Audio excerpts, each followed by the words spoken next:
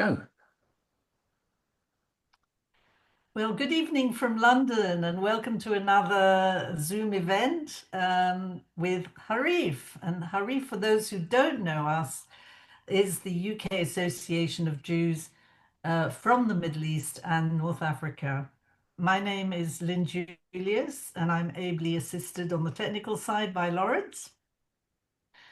We've been running these Zooms since about 2020, and they've been such popular innovation that we've carried on with them. And we're very glad to have a global audience to listen to all various topics concerning the history, heritage, and culture of Jews from the Middle East and North Africa. Please do consult our website for the full program of events. It's www.harif.org. We also have a sister website, which is a news blog, and that's called Point of No Return. And the easiest way to get to it is to click on news on the Harif website, and that's updated every day. This session is being recorded, and we should have the recording up on the Harif website very shortly. Just click on videos. And please do browse through the collection of recordings. We have perhaps 200 of them now, and they are a very valuable archive of, all different topics, different speakers, covering the whole range of Middle East and North African countries, and even stretching as far as Bukhara, Uzbekistan, that sort of thing, wherever there were Sephardi and Mizrahi Jews. You will have an opportunity to ask a question or make a comment, but please do write it in the chat at the bottom of your screen. And if you do want to ask a question, please use your real name, not your phone number, and not Wonder Woman or Rabbi. So we come to the topic of tonight's conversation. We are very close to Pesach, and of course, the story of the Exodus from Egypt. And so I thought it would be wonderful to hear a story about another Exodus, one from Yemen. And here to tell this story, I'm very pleased to have with us Adiel Cohen. And he is actually joining us from San Salvador. We've never had anyone join us from San Salvador. So this is a first. Yeah. Adiel is a social media influencer with 90,000 followers on Instagram. And he's also the grandson of Jewish refugees who fled Sana'a, the capital of Yemen, and resettled in Israel in 1949. And I'm very much looking forward to hearing your family's story. And also, I'd like perhaps to ask you a little bit about your current work, your activism, and your travels, because obviously you've been in lots of places, in interesting places in South America, amongst other places. So, without further ado, welcome, Adiel. It's a real pleasure to have you with us. Thank you. Thank you so much. It's a pleasure to be here. Thank you. So we don't often hear about Yemen, I think partly because there isn't a big Yemenite diaspora. And Right. also not many Yemenite Jews seem to speak English, and certainly not as well as you do. So can we start at the beginning? Like, can you tell us about your family? Yeah, of course. So I think it's also important to I'll briefly like just explain how Jews even ended up in Yemen, okay, at least according to our community's tradition. Uh, it's one of the oldest diaspora communities outside of Israel in the Middle East. We go back for at least 2,000 years, perhaps more, and most probably more than that. According to our tradition, we don't have any like historical records of it aside from father to son, mother to daughter type of stories. The first Jews that arrived in Yemen were merchants that came with King Solomon to the kingdom of Sheba that at the time ruled Yemen as well. They didn't establish long-term communities there, but the very first long-term communities were established by Jews who escaped the destruction of the first temple by the Babylonians. So we're talking about around 25, 2600 years ago. Um, and since then, we basically we believe that we preserved this type of right and traditions and practices that they carried with them from Jerusalem, from Judea. They were, according to the tradition, Levites from the tribe of Levi, Kohanim, Levim, who saw the forthcoming destruction and decided to escape to a better place. Throughout history, there were more waves of immigration to Yemen after the rise of Islam and the conquest of Muhammad and his army. Most of the Jews of Arabia were ethnically cleansed. So many of them found themselves either in other parts of the Middle East or the world outside of Arabia. And those who remained in Arabia found refuge in Yemen because Yemen was pretty, I would say, peripheral part of the Arabian Peninsula, very mountainous. They established all these small communities on the mountains where they were safe. And really, most of the Jewish communities in Yemen till 1950, till Operation Magic Carpet, were on the mountains. On the mountains, some in the desert, very, very hidden and Mm. almost kind of disconnected from the rest of the world, but not really. That's kind of like a misconception that a lot of people have. So that's the origin of the Yemenite Jewish community. My family was based in Sana'a. Both sides of my family are from Sana'a. Around the 1940s, there were around 5,000 Jews in Sana'a. It was the biggest community in Yemen. There were a lot of other smaller communities, but you can imagine 5,000 people, 5,000 Jews is a tiny community compared to, the rest of the world.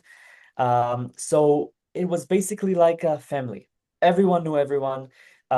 Despite being scattered all around Yemen, people knew each other. There was a lot of trade. There was a lot of exchange of knowledge. My family specifically, they were merchants, they were jewelers, they were rabbis. So they really made their way to be very dominant in the community. Mhm. And Jews in Yemen, including my family, they had their ups and downs. There were good times, there were bad times, but essentially their fate was completely at the hands of the current imam, of the current king. There were good kings, there were bad kings. There was one king that one day in the 1600s decided to expel all the Jews to the desert. Around two-thirds of the Jewish community perished. In Mm. that event, it's called the Mausa exile, which you can Google. I don't want to take too much time because we have a lot to talk about, but it is one of, if not the most Mm. traumatic event in our community's history. And there were good kings. And in the beginning of the 20th century, when my family, where my grandparents were born, they had a good king that they considered righteous. They really saw him as a righteous king. His name was Imam Yahya. I don't remember his full name. It's a full name with a lot of bin that, son of. Yeah. So I don't know. But Imam Yahya, that was the name he was known by. And he had, for the first time in years, in centuries, Jewish advisors. He took care of the Jewish community. He made sure that no one hurts them. During the Holocaust, when Hajj Amin al-Husseini, the Mufti of Jerusalem, started to plan for his, he had all these fantasies and genocidal intents for the Jews of the Middle East. He came to Yemen and he Mhm. came to the Imam and asked him to give him custody over the Jewish community of Yemen, Wow. uh, that he planned basically to transport them to Palestine, to British Palestine, to a concentration camp that he planned to build there. The Imam, thanks to his Jewish advisors, by the way, there it's also a whole story, said no. So really, the community was in a pretty good situation around the 1930s, the 1940s, leading up to the War of Independence in Israel.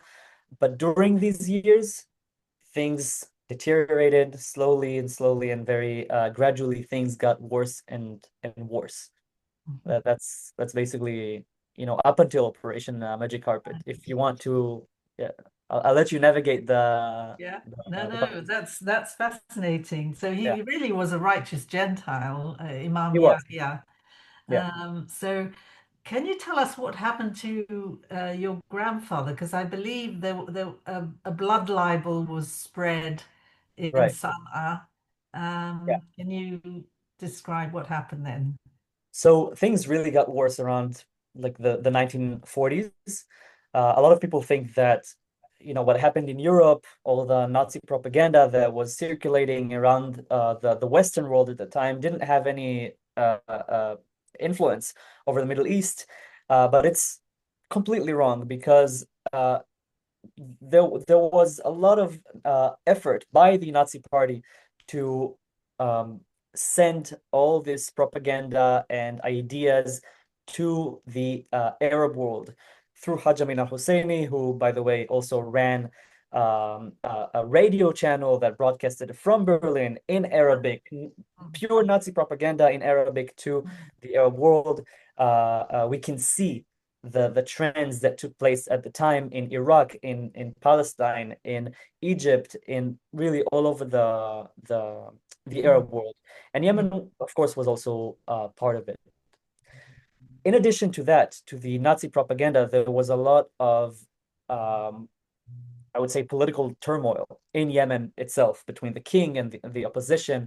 The king, Imam Yahya, was assassinated in 1947, if I'm not mistaken, by the opposition. And this was kind of like a turning point for the Jewish community then, uh, because they knew that, like, that's it. Now the Imam, who was friendly to the Jews, now that he's gone, things will get worse. Because that's how it's been in history, not just in Yemen, all throughout history. mhm, Um, and there was gradually more and more violence towards the Jewish community.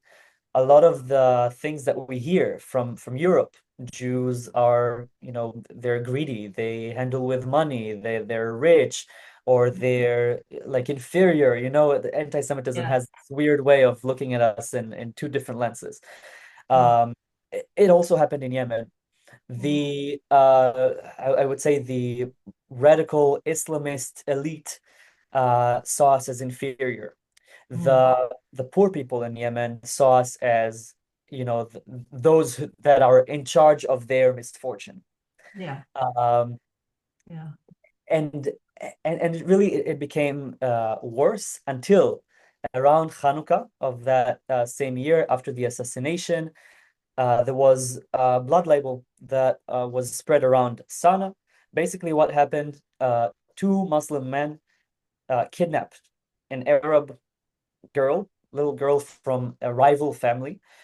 I think if people here, I guess people here know how the Middle East works. There's this thing called, um, I always forget the term in English, but Geulat Dam, like honor Blood killing. libel. Blood libel. No, Yeah. like honor killing between families. Honor killing. You're right. Yeah, Right. Right. Sorry. between Yeah. rival families. So basically, that's what happened. Mm, They murdered this poor little girl, and in order to avoid the charges, they decided to frame a Jewish family. So they threw the mm, body of this girl to the well of the Habshush family, a very big, dominant family in Yemen till today. Like till today, in the Yemenite Jewish community in Israel, yeah. The Habshush family is a big family. Yeah. And they decided to do that and blame the father of the family for that. Mm, Within hours, masses just stormed the Yemenite, the Jewish quarter of Sana'a, mhm. murdered people, kidnapped people.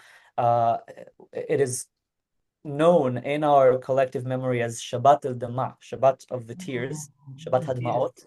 Yeah, Uh, yeah. uh, very, very like traumatic and not nearly as bad and deadly as the Aden riots that took place around the same time. Yeah, I So was just going to say that we've yeah, heard of the Aden riots, in yeah, which 87 Jews, I think, were murdered, but yeah. nobody talks about this blood No libel. one, no No, one.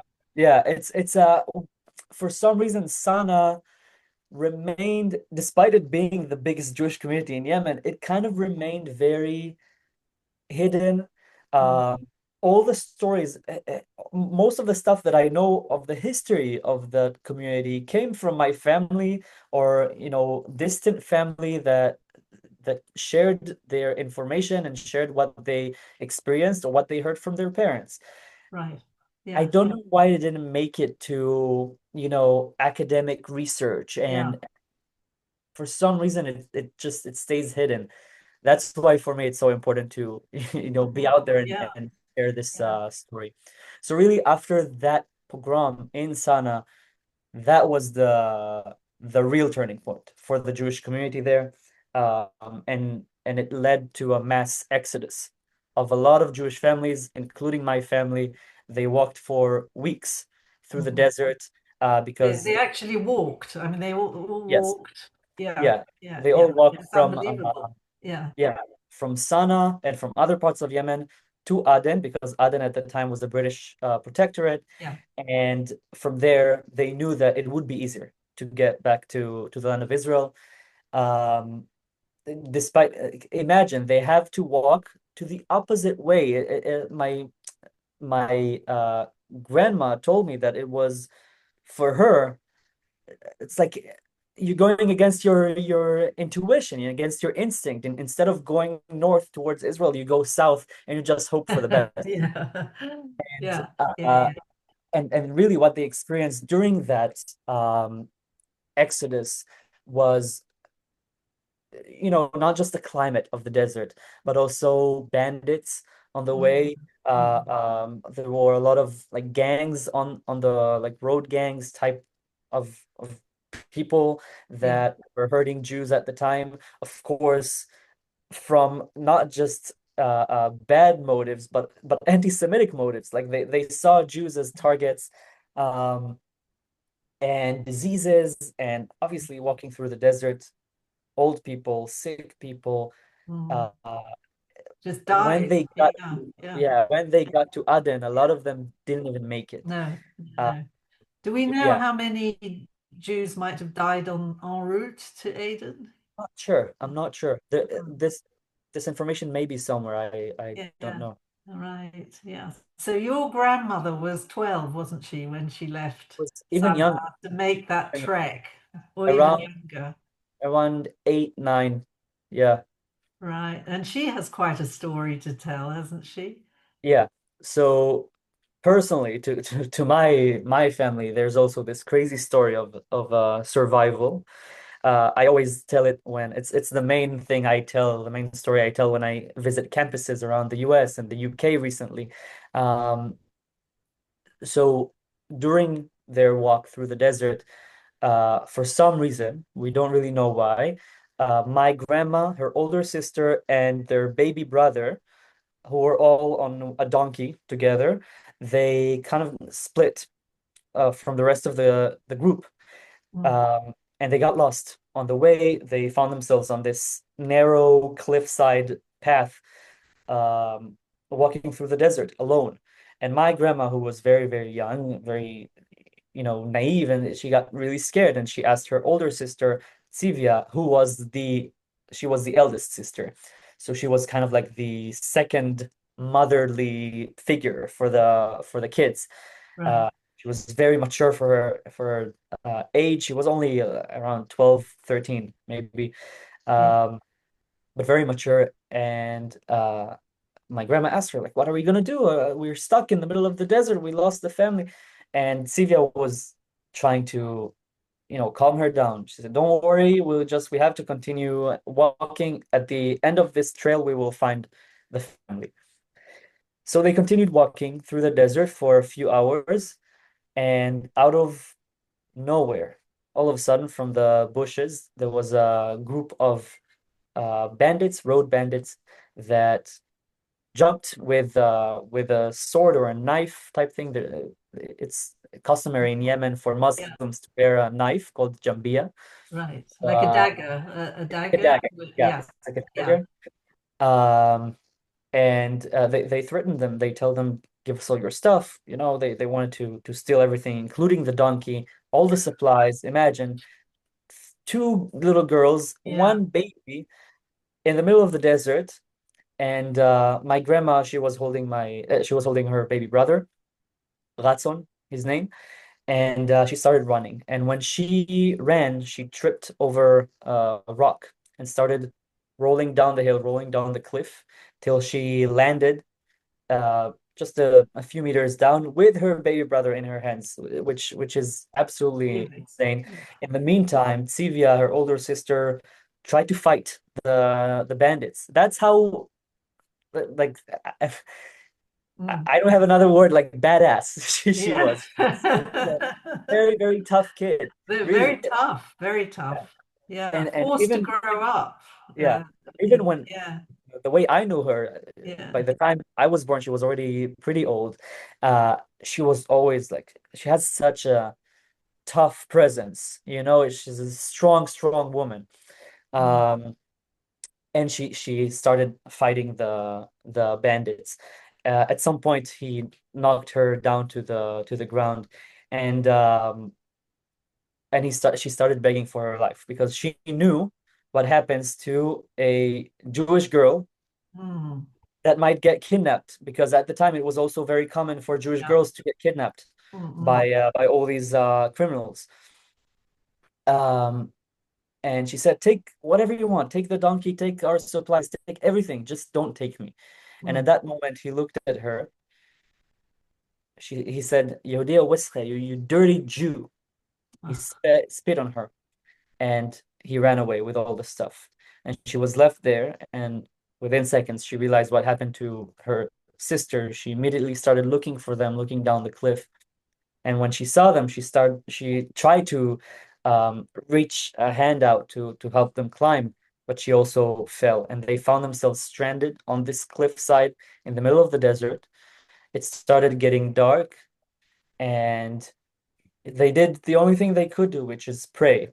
In Yemenite Jewish culture, there's a big um, praying and singing while praying, especially for women. There's this whole genre of Yemenite Jewish women's poetry.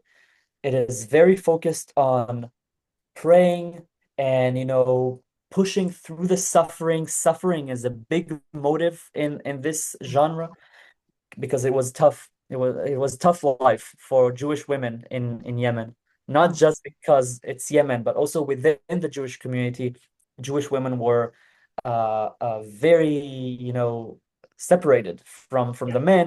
yeah, It was a whole different society, yeah. and they started praying and singing until it got dark, and then at some point they fell asleep.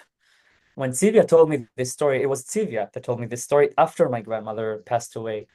Um, I remember it was an incredible moment because she was a pretty quiet lady. Mm. I didn't hear her speak too much in my life.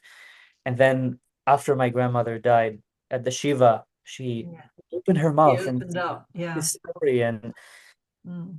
it was very, very interesting. And she said she looked up at the sky. It was the brightest night sky that she'd seen in her life. They saw stars, like it was incredible. And then they fell asleep. And at some point, the rest of the family reached where everything happened, and they saw like a few things on the ground, like of the girls, a few of the supplies, and Yeah. they realized something really bad might have happened here. And they started looking in the Mm, middle of the night. Imagine, middle of the desert, mm, absolutely no lights, no nothing. They mm, didn't know what to do. And then in a miraculous moment, their father heard a familiar voice, and that was his son, baby Ratson, that woke yeah, up and started crying yeah. in the middle of nowhere.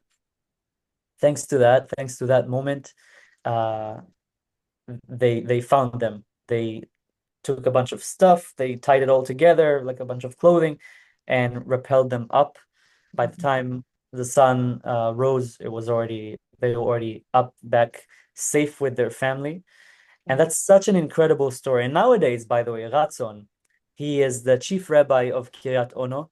He is part of the chief rabbinate of Israel, one of the most notable figures in this world nowadays.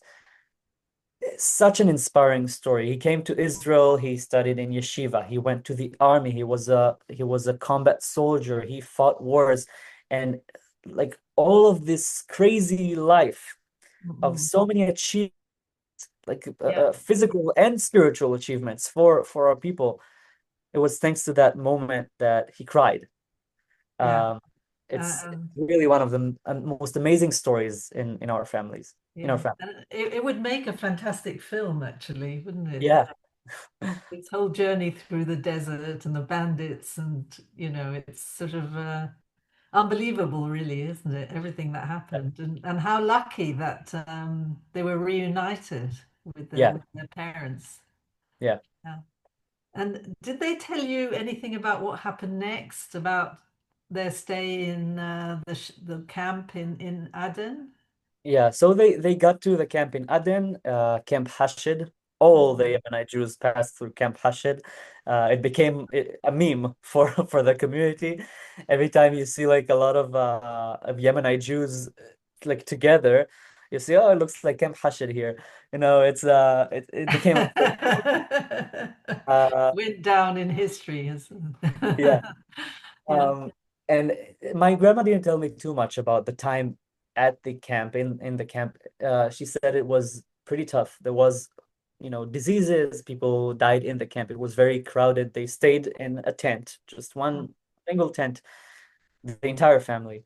Very, um, Yemen can be hot. It can be cold. It can be rainy. It can be, Mm, scorching. And they had to stay there for a few months, not even knowing when they're about to uh, you know board the planes to Israel, if they're gonna board the planes to Israel, because for a few months, I think mm, even like around a year, the Imam did not allow the Jews to leave. So they mm, stayed there in this camp as refugees in their own homeland. mm. Uh, until the Imam, through a lot of negotiations by I guess the global Jewish community and the agency uh, tried to convince him to let the Jews out. Just I think it was hard cash that convinced him. I think it was yeah. money. And by the way, and that's what it was, because eventually he did agree, but he said, all your personal belongings, they stay here. You go on with only what you wear. And that's how the Yemenite Jews came to Israel, with only what they had on. Right. Yeah. And then they were in another camp, weren't they? Once they Right. got to Israel, the Yeah, Ma'abahot. in the Yeah. Ma'abahut. Yeah, a whole other stage. My Yeah. family was there for also a few months. My mother's side of the family, they were in Atlit, Mm, uh, and which used to be a British detention camp. So just the way things kind of evolved in Israel, yeah. very, very weird. And my father's side of the family, including my grandmother, they were in En Shemer, which is in central Israel. And after a few months, they were assigned their very first shikun, Mm, so no longer a tent, mm, but a tiny apartment. And that's what you have to start your life with. And they got into the workforce, they worked hard, they built their life mhm. completely anew, Yeah. after being torn away from everything you knew. They were rich in Yemen. They had a lot of money. They had a big house, huge. They were jewelers. They had so much gold and silver, and it's all Mm. lost. Yeah. We never got it back. I know some people nowadays call for reparations. I don't know what I think about it. But it is crazy because Mm. Mizrahi Jews as a whole, they lost millions of dollars worth of Yeah. belongings, and no Yeah. one talks about it. No, I think a figure has been put on the losses. It's something like $263 billion, and that's all Yeah. the Arab countries and Iran together. Yeah. So yeah, yeah, incredible story. But in the end, there was a happy ending, wasn't there? In the end, because as you say, you all integrated, and you had a massive impact on Israeli culture, Yeah, and music, and also food, and right. yeah, It was definitely a tough beginning. It wasn't easy. My family did experience racism. They did experience prejudice. They a lot of the elite in Israel back then, they saw the Yemenite Jews as inferior, as primitive, um, dirty even. And it was not easy, but at the end of the day, we did what we could mm, mm, to to be part. Because for us, it didn't matter. It didn't matter that, some people, even if they were the people ruling the country, it didn't matter that they're being mean or racist or discriminatory. mm. This is our homeland. This is Yeah, our land. We prayed to return to this land for more than 2,000 years. Really, like even if you look at Yemenite Jewish poetry from the 16, 1300s, it all talks about one thing, and that is returning to Zion, returning to our homeland. yeah, So nothing bad that happened in Israel could convince the Yemenite Jews that this is not the place for them. We demanded our place in Israeli society, and I think we managed to get it um, pretty successfully, as you said, in terms of culture and music and food. And slowly, we will also get into more like other stuff, like technology and high yeah, yeah. You're technology. you're represented everywhere now Yeah. in Israeli society. There is a question from Mark Novick about the missing babies. I know that always comes up. I mean, Yeah. what would your answer be to that? Um, it's a very hard topic for me to discuss. I don't have a problem discussing it. I think it's important to that he brought it up. Um, my family on my mother's side of the family, there were two babies, twins, that disappeared. Mm, My grandparents were told that they died at mm, birth. They didn't provide any evidence. We don't know mm. whether it's true or not. We don't know even if they were buried. We don't know if they were taken somewhere. We have absolutely not even a tiny ktsehut, like I don't Mm. know how to A say it in English, clue. a Yeah. clue. Um, Yeah.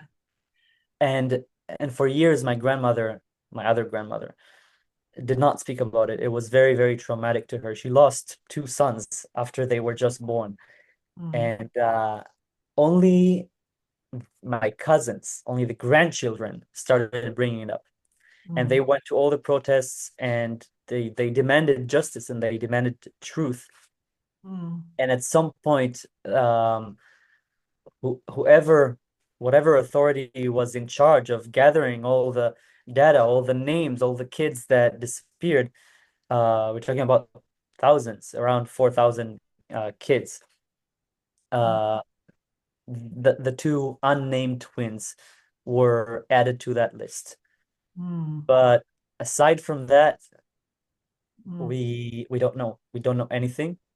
Whether it was an inside job, whether it was the government, whether it was private people that did that, or whether a lot of these disappearances were actual deaths Mm. I don't really know, No. unfortunately. Yeah. It's one of these things that I I try not to hold grudge Mm. towards, Mhm. because just like, with all the racism and the discrimination and everything that happened in the beginning, it didn't shake us. Like it didn't No. turn us away from Israel, Yeah. you know? So I try not to let it Mm. uh Sort of. affect I think about Israel or something like that. Because also a lot of people nowadays, especially anti-Zionists, try to weaponize Mm. this very unfortunate, very terrible uh, time in our history to pit Mizrahi Jews Right. against Yeah. Ashkenazim. And I think today, I may be privileged to say that because I'm not my grandmother who just lost her two twins. But today, to me, that's more important, Mm-mm. to Right. not let people divide us based on bad things that, we did to each other. Because the Jewish people, the nation of Israel, has always had um, controversies within ourselves, a lot of intrigues between different factions in within our people. But this didn't bring us apart. We're Right. still together. We're still one nation, and that's, I think, to me, is the most important thing. The most important thing. So, I mean, you are an activist, and that in itself is an interesting question, how you became an activist. But how important is your Yemenite identity in your activism? Very much, very much. I would say the way I became an activist was completely by accident. A lot of people, I'm not the only one, by the way, that uses this term, an accidental activist. Uh, because really, a lot of Jews around the world just hear a calling at some point in their life, and they just became an activist, and completely by accident. Uh, for me, it was during COVID. I started creating content on TikTok during COVID. For in the beginning, I didn't even plan to create content. I just downloaded TikTok because it was, all the rage at the time. And I just wanted to watch some fun content to pass the time, during the pandemic. Now, the more I scrolled through the For You page, the more I saw really anti-Semitic pieces of content from all over, from the right, from the left, from the, anti-Zionist, Nazi, and everything was completely just unchecked. And I was like, where is everyone? Like, why is no one responding to this? So I decided to just respond to one video, and it blew up. A lot of people watched it. It got a lot of likes, and I realized, okay, there's something here. Maybe we can make an impact through this weird new app that everyone talks about, everyone uses for dancing. Let's create educational content for people to know the truth. And I got to meet a lot of other Jewish TikTokers from all over the world. We really became a community. I'm still in very good touch with them till this day. Whenever I visit the States, whenever they visit Israel, we're very much we're supportive of each other. More than supportive, we're friends. And I realized that that's something I really want to do. I really want to make an impact, do good for the Jewish people, for Jews around the world, for Israel. And yeah, I just decided to keep on creating content. At some point, it shifted from defensive content responding to anti-Semitism to more proactive content, um, talking about Jewish culture myself without responding to anyone, just Anyone? Yeah. being a Jewish voice, a Jewish Israeli voice on social media. Now, of course, I started getting all these comments of go back to Poland and you're a white colonizer and all of that. And in the beginning, my first reaction was my family is from Yemen. Yeah. And then I realized, and then they told me go back to Yemen. And then I realized, okay, it's not really about white colonizer, where you're from, my skin color. No, they just hate Jews. Mm. regardless of where we spend the diaspora. They want us gone. So, let's start sharing Yeah. Jewish stories. And even before I spoke about my family story, I wanted to make, I remember it didn't work out because these videos for some reason didn't go viral. To create a series of videos talking about different Jewish communities. Mm. Um, and then also I started talking about my family story and Right. sharing more of what it means to be a Yemenite Jew. And I think there's a clip you have. Would you be able to show us it? Yeah. I think if we have time, there are two videos that I want to show you. One that I Sure. respond to a video, and another one that I just share from my family. So just so you can see like the two ways of handling it. So Yeah. I'll share the screen. Um, just a second. That's over here. Yeah. So We can you can see my we can screen? yes, we can. Great. So this video is basically responding to another video. Someone basically said that Yemenite Jews stole Yemen, like the Yemeni Arab culture. The video called Yemenite Jews fake Yemenis. And I didn't really speak about it, but Yemenite Jews actually brought and invented a lot of what is now considered Yemeni Arab culture. Because we were a very dominant part of the Yemeni society. So I really wanted to respond to that, and that's what this video is. So I'll play it now. Hand out to the doer, okay? Let me tell you a story. In the year 1679, the Imam of Yemen decided to banish all the Jews of Yemen out to the desert. He destroyed all their synagogues, confiscated all their property, burned all their books, and yeeted them out to Africa. Within a year, the economy of Yemen collapsed. There was simply no one to maintain the textile and jewelry industries. Only Jews did that. So the local Arab leaders all came to the Imam and urged him to bring back all the Jews. And he did, but forced them to live in ghettos. So when you see all this beautiful clothing and jewelry and music and food, don't say, oh, the Jews stole this. They're trying to outshine the shine. Instead say, wow, the Jews contributed so much to Yemeni culture. What a shame we kicked them out. And I got a lot of Oh, very, very positive comments on that video from Yemeni Arabs, Muslims who saw it and said, like I'm sorry that you saw this video. Just know that we still see you as our brothers and sisters. Some of them, of course, hate Israel. And whenever that comes up, I always tell them, you can see me as a, your brother, but just so you know, my homeland is Israel. And I do appreciate my Yemenite heritage. I do maintain my Yemenite heritage and our culture, but we're also Jewish. So respect that. That's one video that I made, and the other one, no, it's not this one. It's this one. I just saw it. I didn't plan on showing it, but I saw that it's part of this very present. appropriate for Pesach. Yes, yes. If we're already talking about Pesach, the one of my favorite Yemenite Jewish traditions is the Yemenite Jewish Seder. That is so unique, so different than anything else. We don't have a Seder plate. We don't put all the simanim on one plate and just make the blessing on them.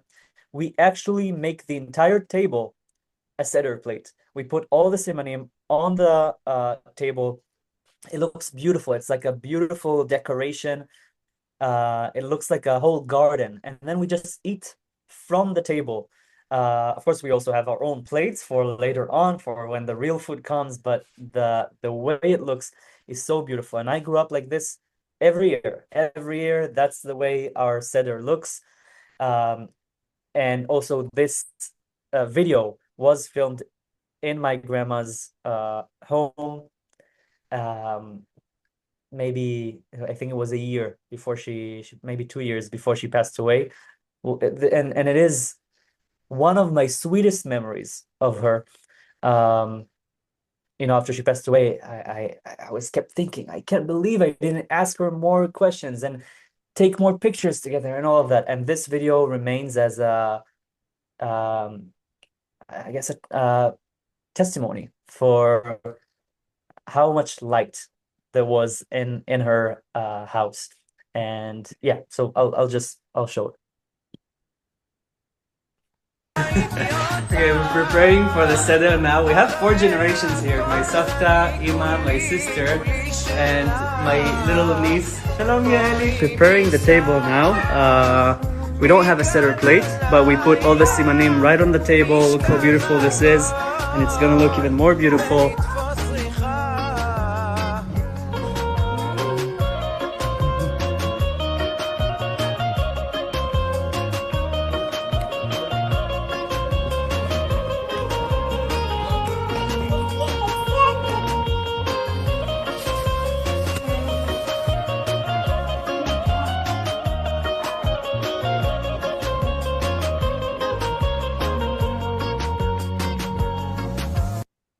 Wow. Fabulous. Isn't that lovely? Yeah. Sorry. So beautiful. All the maror Yeah. set out on the table. And I saw some haroset there, and you have eggs like we have eggs. Yeah. Yeah. Lynn, if Abiel is stuck and can't get back to Israel, come to London and you can make that here. Yeah. Yeah, we'd love you to organize it for us. A typical Yemenite Seder, that would be wonderful. Prepared a lot of lettuce.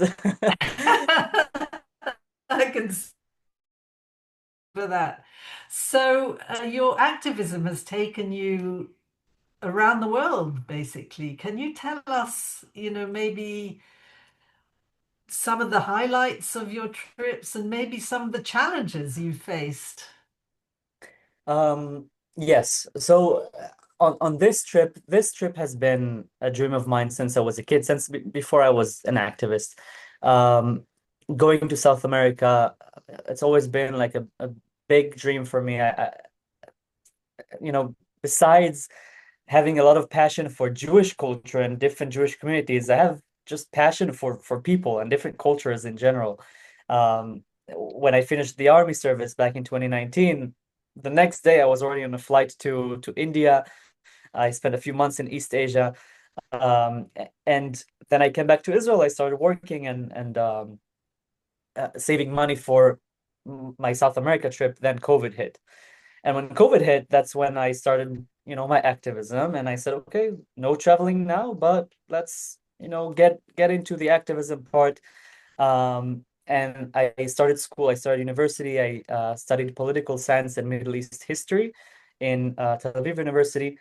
And I said, it was during COVID. Like I started during COVID, and I said the first thing I do after I graduate, no matter what, no matter if I have a job, no matter what, I quit everything and I go to South America to make this dream come true.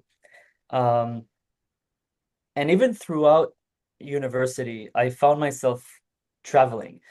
But now that I was already an activist, I said, okay, let's combine these two passions. I love Israel and I love Jewish culture and I love traveling. Let's research and look for Jewish communities wherever I go. And during school, it was mostly in Europe.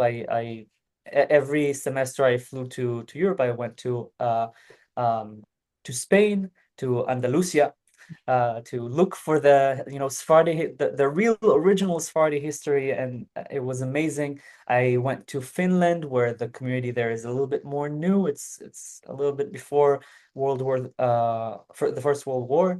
I found myself going to the Balkans 2 times. Where you have both Ashkenazi and Sephardic Ladino-speaking communities, which is absolutely amazing. The historically the Jewish community in Croatia, they speak Ladino, and it's absolutely amazing and interesting, and I'm so privileged that I get to explore and experience these communities. So when I came to Latin America, of course, I said I'm gonna try to. Sorry, I'm in a dorm room, so there might be people passing around. But yeah, no te preocupes. So of course I reached out to as many people as I could. At this point, also I had more connections through social media, which is amazing. Even before I come to a country, I don't even need to do too much research. I just post a story. Hey, who knows anyone? at the Argentinian Jewish community, and immediately I get invites for Shabbat. Uh, Fantastic. Yeah. so I'm in a way glad and so thankful that my trip got postponed because of COVID. Mm. And COVID, is when I found out this new passion of Jewish activism and Jewish communities, and I could combine it with my old passion of traveling and getting to know new cultures. Yeah. Uh, so it's been amazing, and I've met the Jewish communities of Argentina and Chile and Brazil and Peru and Panama and Costa Rica, and really, it's so amazing. And the more I learned about different Jewish communities around the world that are completely different than my community and my history and my heritage, the more I felt connected to my Jewish identity. Mhm. The more it enhanced the way I perceive what it means to be Jewish, what it means to be part of the Jewish people. Yeah. It's not just my little story and my community's story and the way I grew up with my family.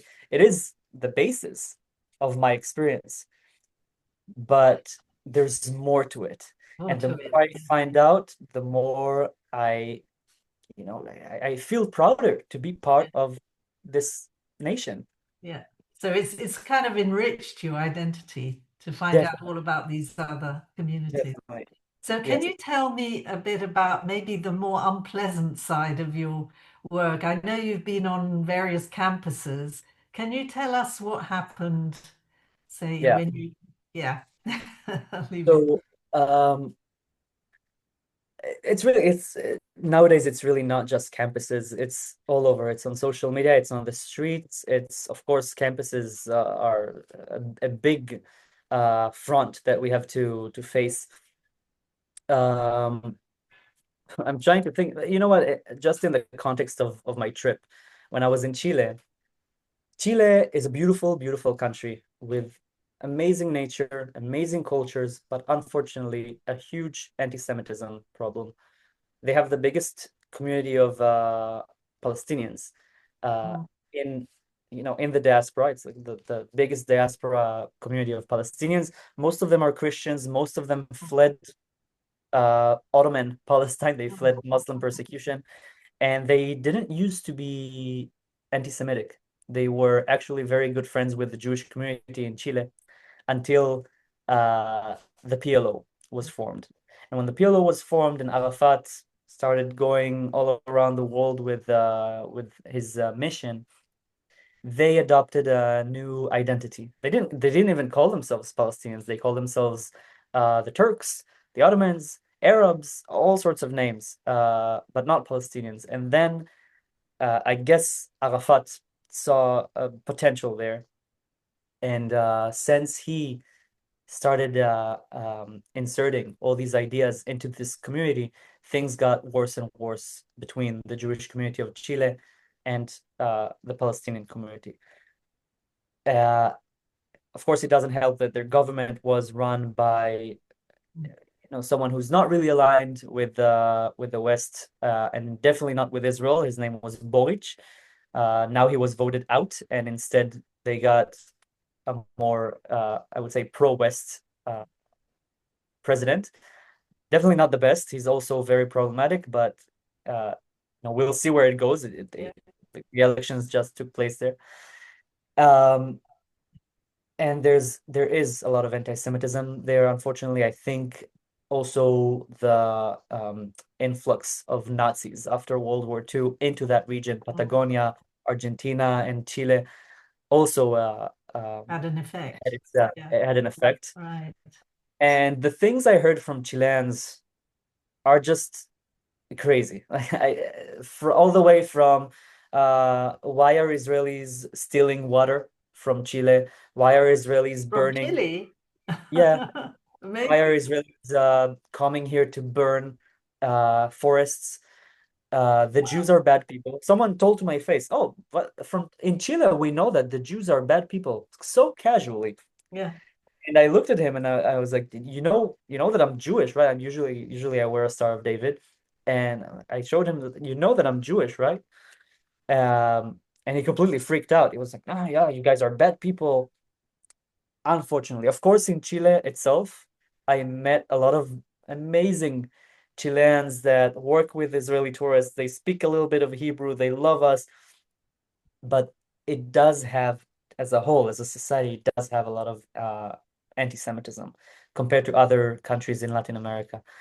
Th that was, I would say, the worst experience that I had in Chile, in Latin America. Um, oh, I forgot. I was also chased by pro-Palestine organizations all throughout Chile. They had signs saying "Se busca," wanted, war criminal, with my face on it. God. Luckily, they chose a really good picture of me, so I uh, so yeah, I kept it as a souvenir. Very good. Um, Yeah, yeah, it that's was extraordinary. Yeah, but thankfully there are places like Argentina where the president is so pro-Israel. yeah. It's not true. Yeah, quite a And by the way, contrast. Yeah, in all of Latin America, yeah. rarely I experienced any anti-Semitism from the locals. To the contrary, I was met with so much love towards Israel and the Jewish people. And it's not just Argentina nowadays that have a very pro-Israel president. A lot of countries in Latin America nowadays are turning Mm, back from their anti-Israel policies and into more pro-Israel policies. I think the most notable one nowadays is Bolivia, that lifted its visa requirement for Israelis after years of preventing Israelis from coming. And by the way, the Bolivian people themselves, they love Israelis. You see all the small local businesses there. Israeli tourists are very much supportive of these businesses, and they know that. And mm, they say, we used to have a lot of Israeli tourists, not anymore. mm. Our president ruined our connection with Israelis. And now, just a few months after I left Bolivia, they have a new president who immediately reinstated the relations with Jerusalem, which is amazing. And Yeah, we can see that with El Salvador and Honduras, and a lot of countries are, I think, making a change nowadays. that's wonderful news. The only wonderful news we've been getting really in the last Yeah, week or so. No, that's great. Well, you're a wonderful emissary for everything that is positive and good. And hopefully, you'll have made an impact beyond just social media, I tr- with your talking to people generally. Yeah, that's wonderful. So my last question really is what are you going to be doing next? I mean, presumably you'll be coming yeah, back for Pesach, for the Seder to Israel, and then yeah. what? I want to focus now on work. I'm all traveled out. I'm after almost a year and a half of living off of a backpack. Um, it's tough, I definitely don't complain. I'm so privileged and so honored to have even the zchut, the privilege to go and travel and experience so much of this beautiful world. But I definitely want my stable routine again. I want to find a job that I can work in this field, continue doing good stuff for the Jewish people, hopefully in the more educational sense of things. I would love to work with college students and be there for college students to help and support and provide the tools and the means to be a proud Jew on campus, because it's not easy nowadays. Um, and not just on campus, but just in general. Uh, yeah, and hopefully continue do good stuff. Mhm. Well, we need you, Adiel. I think people like you are very much wanted, especially since we are going through quite a bad patch as the Jewish people, I think, not just in Israel, but all over the world, in Europe especially, maybe. So, no, that's great. I mean, you've given me so much so many more questions actually that I would love to ask you, but I think we probably need another session for that. Much, definitely too much to cover. I just realized we didn't even cover Yeah. anything that happened in the UK, but like, Yeah, I yeah, know that'll have to wait for all another right. session, I think. Yeah. So, are there any questions? I know there's been a discussion about the missing children, the Ma'abarot, and there's a few interesting links that you've put up to Hashad Camp and all that. But I don't think we want to get into that now. So I think I won't take up any more of your time, Adiel. I think it was a wonderful conversation we've had. Thank you So so much. I had a great time. Thank you so much. And hopefully we can be in Thanks a touch in the lot. future. Yeah, I hope to keep in touch and shout out to Tomer Aldoubi, who actually introduced us. Do you remember? Yeah, yeah, yeah. He's All the way coming back. to dinner this week. He's coming to dinner on It's bye, Friday. guys. Thank All you. right. Thank you. Take care. So, yeah, lovely. So here is the commercial break, or rather to give you an idea of what's coming up.